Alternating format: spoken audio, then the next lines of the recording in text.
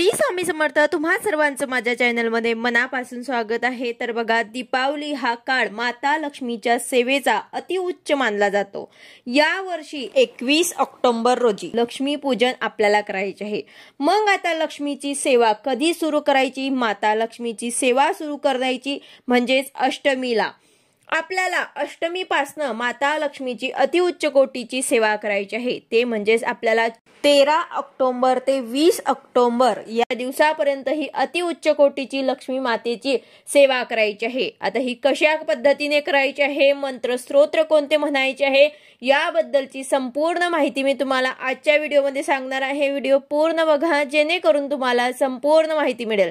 जर तुम्ही चॅनलवर नवीन असाल तर चॅनलला सबस्क्राइब करायला मात्र विसरू नका आणि व्हिडिओला लाईक करायला मात्र विसरू नका। तर बघा, ही जी सेवा आहे ही सेवा केल्यानंतर अलक्ष्मी आपल्या घरातून निवारण होत असते आणि माता लक्ष्मी आपल्या घरामध्ये प्रवेश करत असते। कारण अलक्ष्मीचा नाश झाल्याशिवाय माता लक्ष्मी आपल्या घरामध्ये प्रवेश करत नाही। स्वामी समर्थ केंद्रानुसार परमपूज्य गुरुमाऊलींनी सांगितले आहे की सेवा जर आपण अष्टमी ते अमावस्या केली तर नक्कीच आपल्या घरामध्ये माता लक्ष्मी वर्षभर स्थिर राहील। माता लक्ष्मीची अखंड कृपा दृष्टी आपल्या सर्वांवर राहील। तर दीपावलीमध्ये अष्टमी ते अमावस्या माता लक्ष्मीची सेवा आपल्याला करायची आहे। तर बघा, या सेवेसाठी जे काही साहित्य आपल्याला लागणार आहे ते सुद्धा आपल्याला केंद्रामध्ये मिळून जाईल। त्याचबरोबर जर तुम्हाला केंद्रावरून आणणं शक्य नसेल तर तुम्हाला बाहेर सुद्धा मिळून जाईल। हवन करायचा असतो, त्याचबरोबर अष्टमी ते अमावस्या आपल्याला ही सेवा करायची असते। कमळगट्ट्यांच्या मण्यांवर ही सेवा आपल्याला करायची असतो। त्याचं महत्व काय आहे, फायदे काय आहेत, अशी संपूर्ण माहिती मी तुम्हाला आजच्या व्हिडिओमध्ये सांगणार आहे। तर बघा, आपल्यापैकी बरेच सेवेकरी दरवर्षी अष्टमी ते अमावस्या ही सेवा करत असाल। आपण साधारणतः दिवाळी हे वसुबारस पासून साजरी करत असतो, परंतु दिवाळीची सुरुवात हे अष्टमीलाच होत असते। अष्टमी ते अमावस्या या दरम्यान आपल्याला ही सेवा करायची असते। आपल्या घरातील अलक्ष्मी जाऊन माता लक्ष्मी आपल्या घरामध्ये लक्ष्मी पूजनाच्या दिवशी प्रवेश करत असते। आता अलक्ष्मी म्हणजे काय, तर ज्या घरामध्ये अस्वच्छता असेल, ज्या ठिकाणी आध्यात्मिक सेवा केली जात नसेल, ज्या कुटुंबामध्ये वादविवाद होत असतील, कलह असतील, त्याचप्रमाणे ज्या घरामध्ये गृहलक्ष्मीचा, स्त्रीचा, महिलेचा अपमान केला जातो किंवा एखाद्याला पितृदोष असेल, वास्तुदोष असेल, अशा ठिकाणी अलक्ष्मीचा वास असतो। दीपावलीच्या अगोदर आपण काय करतो, तर आपण आपलं घर जे आहे स्वच्छ करत असतो, आपल्या घराला रंग लावत असतो। अगदी त्याच पद्धतीने ही सेवा सुद्धा आपल्याला करायची असते। ही सेवा केल्यानंतर अलक्ष्मीचा तुमच्या घरातून नाश होईल आणि माता लक्ष्मी आपल्या घरामध्ये प्रवेश करेल। तर यासाठी साहित्य काय लागणार आहे, तर बघा, तुमच्या जवळपास दिंडोरी प्रणित स्वामी समर्थ महाराजांचं केंद्र असेल तर त्या ठिकाणी जाऊन तुम्हाला दीपावलीचा संच जो आहे तो आपल्याला उपलब्ध असतो, तो आपल्याला घरी घेऊन यायचा आहे। यामध्ये सर्व काही साहित्य दिलेलं असतं, आपल्याला दिवाळीमध्ये लागत असतं। तर ही सेवा करण्यासाठी तुम्हाला दीपावली संच जो आहे तो तुम्हाला केंद्रामध्ये मिळून जाईल। आता या सेवेसाठी महत्वाचं फक्त म्हणजे आपल्याला 3 वस्तू लागणार आहे। जर तुम्हाला हा बॉक्स दीपावली संचचा जो बॉक्स असतो तो जर तुम्हाला नाही मिळाला तर यासाठी फक्त आपल्याला 3 वस्तू लागत असतात, ते तुम्ही बाहेरून सुद्धा आणू शकतात। या वस्तू आहेत, पिवळी मोहरी आपल्याला लागत असते, कमळगट्ट्याचे मणी आपल्याला 16 लागत असतात, तिसरं म्हणजे आपल्याला अंगारा लागत असतो, त्याला आपण विभूदी किंवा रक्षा सुद्धा म्हणत असतो। आपण आपल्या घरामध्ये देवघरामध्ये स्वामींसमोर जी काही अगरबत्ती लावतो तिची रक्षा जी आहे ते सुद्धा आपण घेऊ शकतो, किंवा स्वामींचं मंदिर असेल, तुमच्या जवळपास केंद्र असेल, जर तुम्हाला यज्ञाची विभूती किंवा त्या ठिकाणी जे रक्षा असते ते आणणं जर शक्य असेल तर ते सुद्धा तुम्ही आणू शकतात। त्याचबरोबर कमळगट्ट्यांचे मणी आणि पिवळी मोहरी हे आपल्याला पूजेच्या दुकानामध्ये सुद्धा मिळून जातील।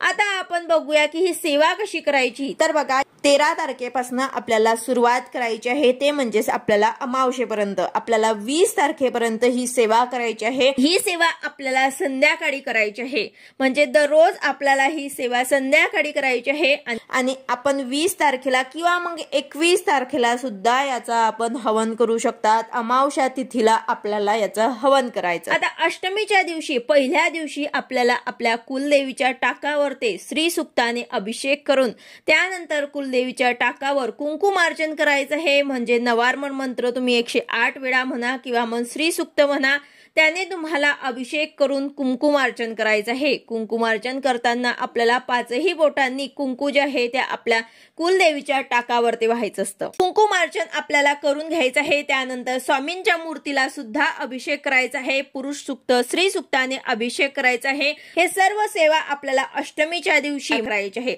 फक्त आपल्याला पहिल्या दिवशी हे सर्व सेवा करायची आहे, सकाळी करायची आहे। त्यानंतर संध्याकाळी जे काही सेवा मी तुम्हाला सांगणार आहे ते आपल्याला संध्याकाळी करायचं आहे। त्याचबरोबर अष्टमी ते अमावस्या या दरम्यान मध्ये आपल्याला रोज आपल्या दारापुढे, आपल्या प्रवेशद्वारावर ते आपल्याला गायत्री पद्म आणि लक्ष्मी पद्म ही रांगोळी सुद्धा काढायची आहे। त्याचबरोबर दोन्ही बाजूला आपल्याला गायीचे पावलं सुद्धा काढायचे आहे, लक्ष्मीची पावलं सुद्धा काढायची आहे। त्यावरती आपल्याला हळदी कुंकू वाहून पूजा करायची आहे। तर अशा प्रकारे आपल्याला सेवेला सुरुवात करायची आहे। अष्टमीच्या दिवशी अशा प्रकारे अभिषेक केल्यानंतर, कुंकुमार्चन केल्यानंतर अष्टमी ते अमावस्या आपल्याला रोज एक सेवा करायची आहे। अष्टमीच्या दिवशी आपल्याला संध्याकाळी काय करायचं की आपल्या पूर्ण घरामध्ये गोमूत्र शिंपडायचं आहे। आपल्या देवघराजवळ बसून आपल्याला उजव्या हातामध्ये थोडीशी पिवळी मोहरी घ्यायची आहे, जे आपण आणलेली आहे। त्यामध्ये तुम्हाला थोडीशी रक्षा घ्यायची आहे, विभूती घ्यायची आहे। जर आपल्याला हा बॉक्स मिळाला तर त्यामध्ये हे सर्व साहित्य येत असते। हे दोनही वस्तू आपल्याला आपल्या उजव्या हातामध्ये घ्यायचे आहे। त्यावरती आपल्याला अथर्व वेदोक्त वल्गा सूक्त 11 वेळा म्हणायचं आहे। काल भैरवाष्टक 11 वेळा म्हणायचं आहे। श्री स्वामी समर्थ या मंत्राची एक माळ आपल्याला जप करायची आहे। हे सर्व मंत्र स्तोत्र तुम्हाला नित्य सेवेच्या ग्रंथामध्ये मिळून जातील। हे सर्व सेवा झाल्यानंतर ही रक्षा आणि पिवळी मोहरी जी आहे हे अभिमंत्रित झाल्यानंतर हे आपल्या घरामध्ये सर्वत्र टाकून द्यायचे आहे। असं आपल्याला रोज करायचं आहे। संध्याकाळी आपल्याला असं रोज करायचं आहे। लक्ष्मी पूजनापर्यंत असं केल्याने अलक्ष्मी घरातून निघून जाते आणि माता लक्ष्मी आपल्या घरामध्ये प्रवेश करते। तसेच पिवळ्या मोहरीमुळे वाईट नजर, वाईट शक्तींपासून आपल्या घरांचं, आपल्या कुटुंबाचं संरक्षण होत असतं।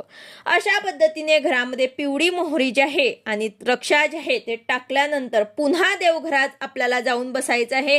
आपल्याला जे आहे कमळगठ्ठ्याचे मणी आपण सोडा घेतलेले आहे त्यामधनं तुम्हाला 2 मणी घ्यायचे आहे।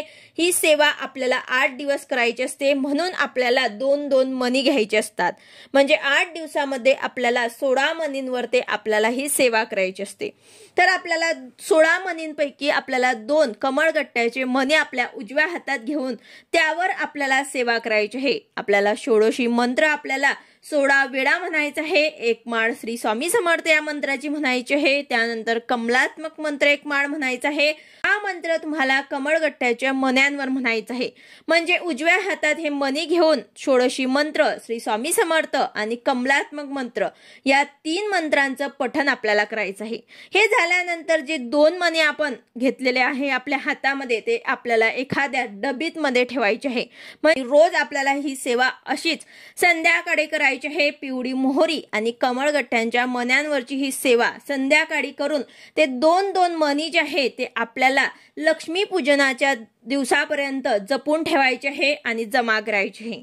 पद्धतीने आपल्या घरामध्ये आपल्याला गोमूत्र शिंपडायचं आहे, पिवळ्या मोहरीवरती सेवा करायची आहे, मोहरी घरामध्ये सर्वत्र टाकायची आहे। त्यानंतर 2 कमळगठ्ठ्या मणींवरती आपल्याला याच पद्धतीने सेवा करायची आहे।